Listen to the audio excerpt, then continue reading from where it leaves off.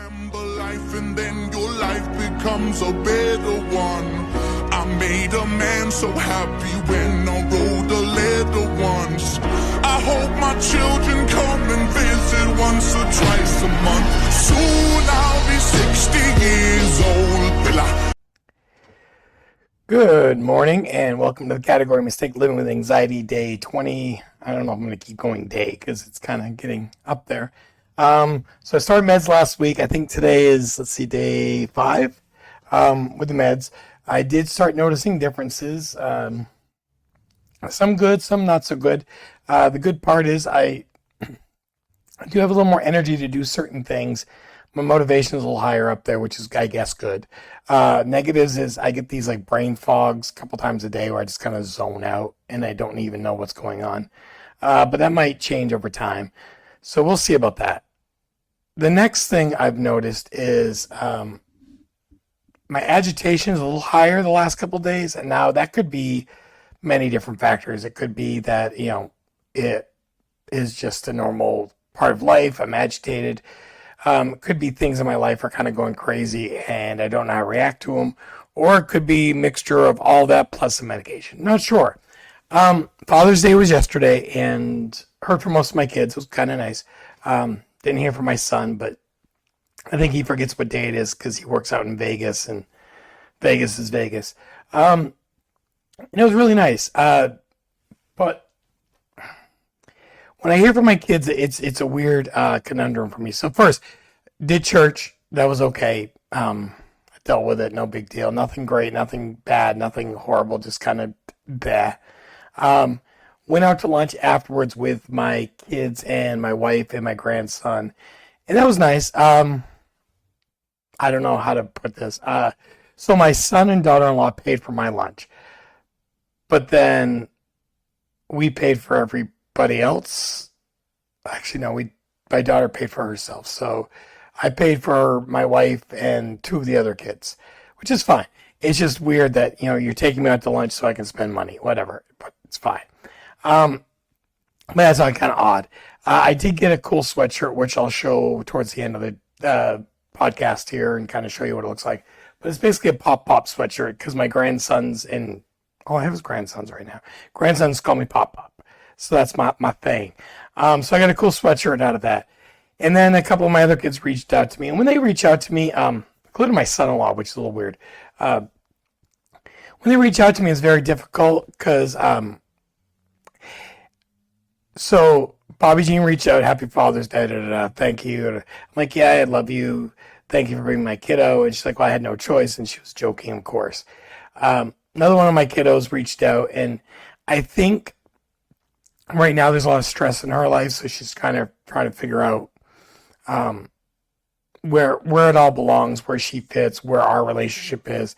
So I'm going to work on that with her and try to figure out, make sure that she sees me and my wife, as the way we hope to be seen from her, which, we support her. We don't always understand her, but we don't need to. We're not her. But we love her and we care. And I just want to, that was kind of a little stressful because she sent me a message and I'm like, oh, I didn't realize we had things like that. I didn't know there was an issue. I really didn't. I actually thought, loved you for a long time, kid. Maybe I'm not showing it the right way, or maybe I'm not talking the right way. And that's kind of the point of all this, right?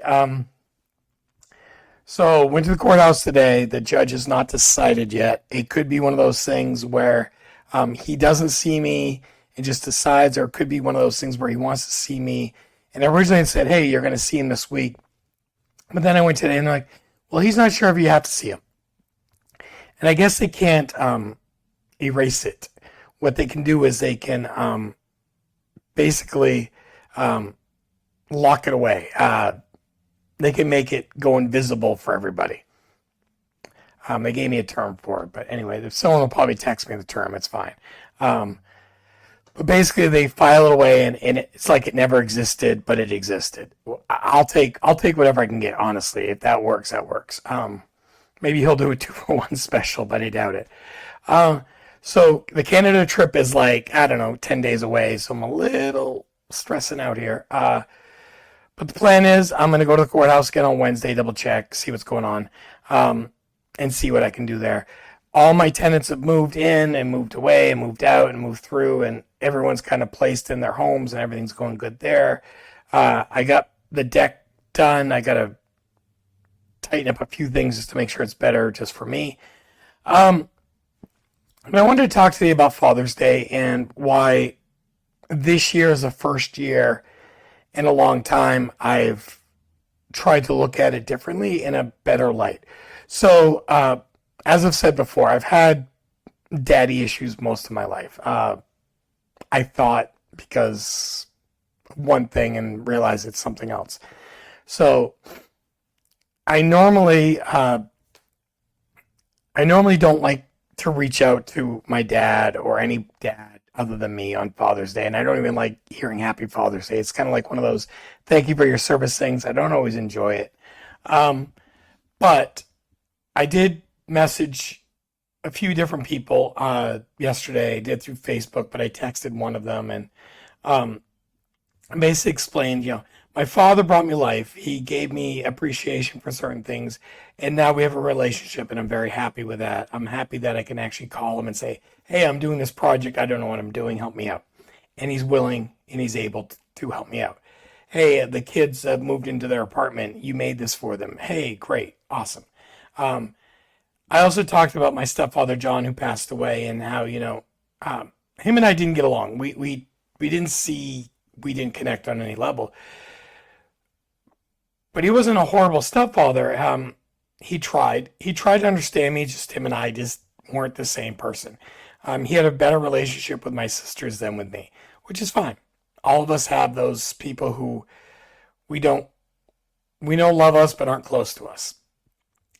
Talked about my Uncle Tony, who I've talked about before, but Uncle Tony, my father's brother, after my dad left for Florida, my Uncle Tony kind of took over hanging out with me. We went to movies, we went to comic book stuff, we went to a big timeshare thing in New Hampshire, and we got a computer because we were father-son, even though we weren't. We ate Rapid Rays at 12 in the morning. We did lots of fun things, just things together. And he kind of reminded me that, you don't have to be a father biologically to love children. You just have to be willing to show up. And Tony showed up. Okay. Him and I aren't as close as we used to be, but we'll always be close. And then I talked about David Ingracia, who this podcast is named after, who showed me that God was a father to me and to others. And what I was longing for, what I was begging for, was a father who I could trust to be there.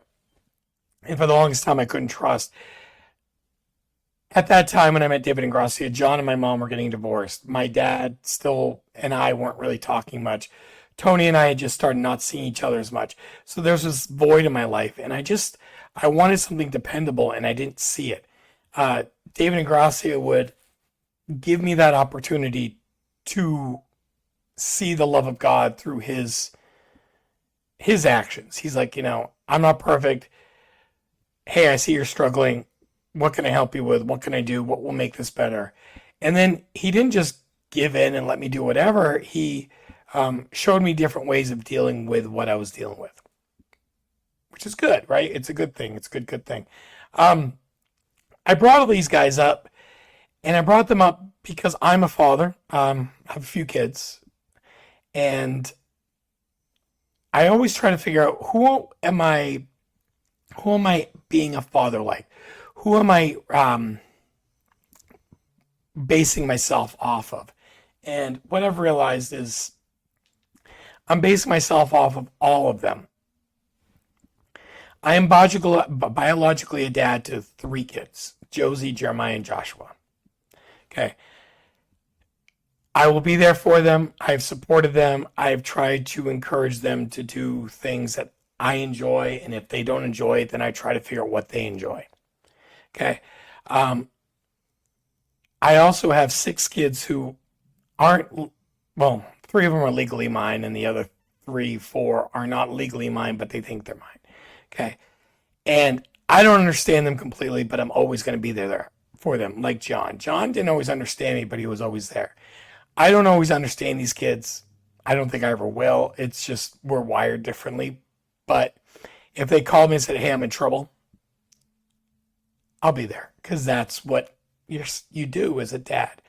Um, I also have had foster kids and other kids who call me dad but aren't in my life a lot. But when they are there, I show up and I support them. And that was Uncle Tony to me, and that's kind of how I am. I focus on kids who need it, who need the father, who need the guy, the person just to step up, to show up. I used to run a boys group for that reason. I used to run the boys group because there was boys who needed it, and maybe I wasn't the best at it, but I showed up and I tried to see what interests they had, and I tried to grow on those interests to show that I cared. And then, of course, lastly, David Negrassi gave me hope that there were good people in the world. And not the best, not the greatest, but I show up and I try to instill that even if you're not the best person, you can help others, you can be there for others, you can love others. And I tell my kids, even if you're angry at me, God still loves you, God's still there for you, God still cares. And I will do my best to show that example, but I'm not always going to be perfect. And magically, it worked most of the time. Now, I say this mostly because the last couple weeks I've realized that there are other people who watch this podcast, who talk to me, who hang out, who are around, that look at me more like a father than I ever gave myself credit for. Now, some of them have physically said, "Hey, I'd like you and her, Lynn, to be my mom and dad because I don't have any. And well, I need someone to hold me accountable." And we sat with this person and we talked to them and we said, "Hey, what does that look like to you?" And we kind of let her explain it. I've had other people who I've known for a long time, or at least, I don't know, for about 7 years. And their parents have kind of lost their cotton picking minds. And right now, they just need someone to encourage them, to love them, to show that they matter, show that their life is important, show that someone cares that isn't obligated to. Okay, I'm not obligated to care about certain people. There's no like piece of paper says you have to love them. There's no DNA saying you have to love them. Um, it's people out there who have had some bad things and rough things happen, and they need someone that if they text or call or message, answers. Maybe doesn't give them all the answers, but at least lets them talk about it. And that's what I do. Um, these kids have invited me, these people invited me to, ceremonies, graduations, dates with their, double dates with their significant other. Um, and I don't know if they're looking for approval from me or if they're just looking to see if I still show up. A lot of them I've told in the past that if you invite me and I can do it, like if I'm not in another country or doing something crazy important, I'll be there. I'll show up.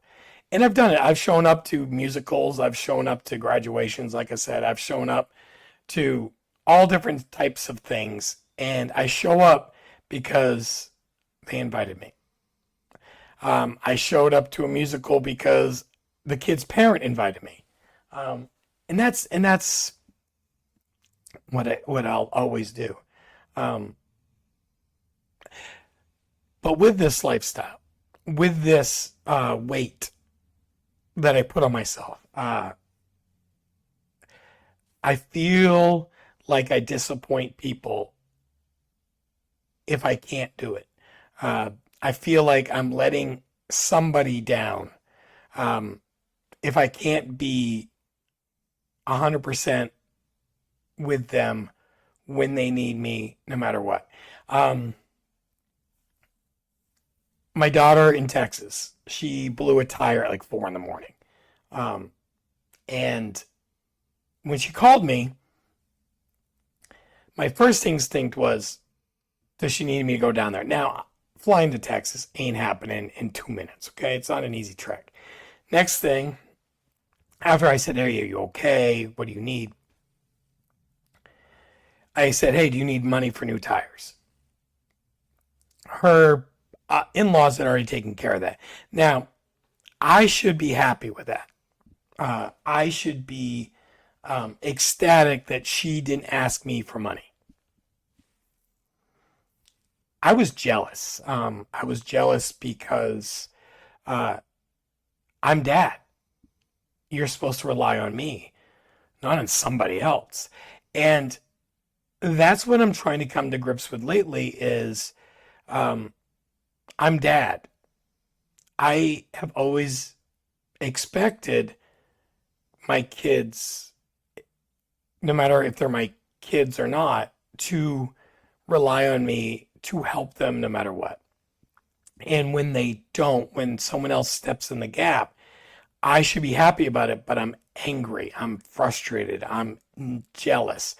I'm jealous when Haley's, boyfriend's parents do awesome things for her and I don't get to do it because they've already done it.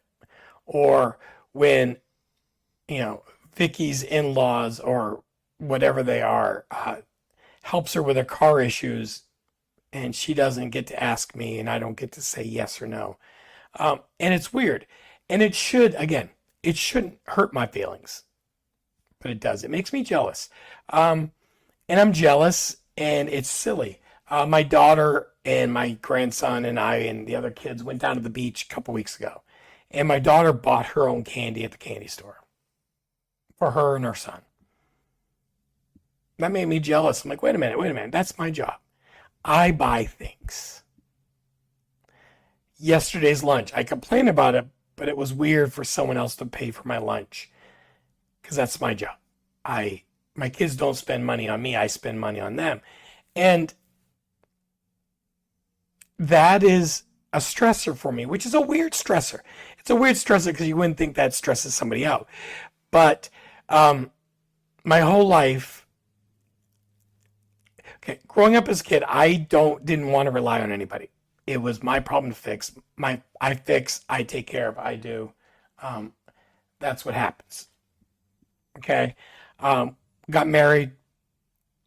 My kids needed me. My wife needed me. I showed up. I did. I went without. I would struggle physically, mentally, spiritually, financially, but my kids were taken care of. My wife had what she needed. Okay. Um, and that's what I've always done. And now all of a sudden in this stage of life, I think my wife and my kids are seeing what I'm going through and how I'm processing things. And they're trying to take burdens away from me, but I don't know how to handle it. You would think less burdens, less stress. But right now I'm in the phase of life where less burdens, more stress. I'm not feeling needed. And not feeling needed scares me. I feel like if I'm not needed, I can be replaced. And if I'm replaced, what do I do? And that builds up what we're talking about, right? Positives. My kids can rely on other people. That's a good thing. Positives. My kids are old enough to where they have resources of their own. Positives. They enjoy time without me. They enjoy time where they don't have to be around me and they can do things without my help. Negative. If they don't need me, who does? If they don't need me, what am I going to be doing with my life? What's the purpose? Now, I used to fill up that need for when my kids were getting older by teaching. I had kids who were in middle school and high school, and they needed my guidance with homework or with something silly or, anything from a dance competition to putting together a motorcycle. They would ask me questions and I would help them out and I felt needed. I'm not doing that right now. So, yeah, this is what I got. Because of that, I do this every day and I try to get encouragement from it and pleasure from it, and I try to enjoy it. Now, we get up to the YouTube part of it. So I've had a lot of views in the last week, 13 subscribers. So if you watch this, even for 27 seconds, okay, this is longer, 20 minutes in, so you're not going to hear it. Even if you want to never hear from me again, hit the subscribe button, please. I don't know what it does, but according to them, I need to have it. It makes my videos be seen by more people. I'm not trying to get monetized or anything else. I don't even know how to do that. I haven't looked into that. It's just the fact of, I guess it makes more people be able to see me. What I've realized with this is there are a lot of people who see it, who watch the whole thing, and then they go to other YouTube videos about anxiety, stress, depression, ADHD, I guess, from my video. My video, at the end of it, YouTube recommends other videos like mine, but at the end of those videos, they don't recommend mine because I don't have any subscribers. So it's kind of a weird catch-22. I don't know how it works. Don't expect to ever probably know how it works, but according to all the YouTube people, that's what I'm supposed to do, is get subscribers. Also likes. I don't know what that means, but just putting it out there. I have been pleasantly surprised with how many people actually watch. 2,000 views in the last 2 weeks. That's crazy for me. Now, a lot of people are like, well, I know YouTube people get 2,000 views in a minute. I'm not them. Look at my background. This is not a green screen. It's the real thing. Okay. I have a dog sitting next to me and a dog on the floor. I'm not high production value. I am a 50-year-old dad of 9 who is struggling with mental health and depression and anxiety and trying to balance life and trying to figure out the best way to get things working in my life. I am not doing this with lots of people helping or teams. I'm doing this me, myself, and I. And I'm doing it for me. I'm doing it for me to try to understand where I belong and how I belong. So that's why I'm doing this. And while some days I'm okay, today's not a bad day. And some days as you've heard with my voice, I go fast, I stutter, I have issues. Every day's a new day. I woke up this morning angry. I woke up angry because, yesterday was a good day overall. But by the end of the night, I had expectations that didn't fully happen. And because they didn't fully happen, I got cranky. And instead of just dealing with it or talking about it, I let it carry me all night. So I didn't sleep well. And because I didn't sleep well, I woke up cranky. And because I woke up cranky, I was disrespectful with my wife, and then we had a little bit of a verbal argument, and anyway, it's taken care of, but it shouldn't have had to gone that way. I should have just dealt with my expectations and moved on. I didn't. That's why I'm doing this. Is every day is a new challenge, every day is a new thing, every day is a day where I'm learning something different about myself. And while I can say today I learned that the word dad is a great word, or today I learned that people don't have to be your kids to be your kids, or today I learned not to go to bed angry and ticked off and whatever. Tomorrow could be a whole different thing. Tomorrow could be a whole different shooting match. So that's what it is. I respect all of you, even the negative reviews I've gotten or the weird messages I've gotten. I thank all of you for doing what you need to do to be alive. I respect all of you for doing the things you need to do to function. And I thank you all for watching, commenting, watching. It's weird because of Spotify, YouTube, I do both, and then TikTok does some of my short thingies. And then I have an email attached to my Spotify, so people reach out and leave me comments that way. So there's a lot of different streams going on, and sometimes I get weird messages.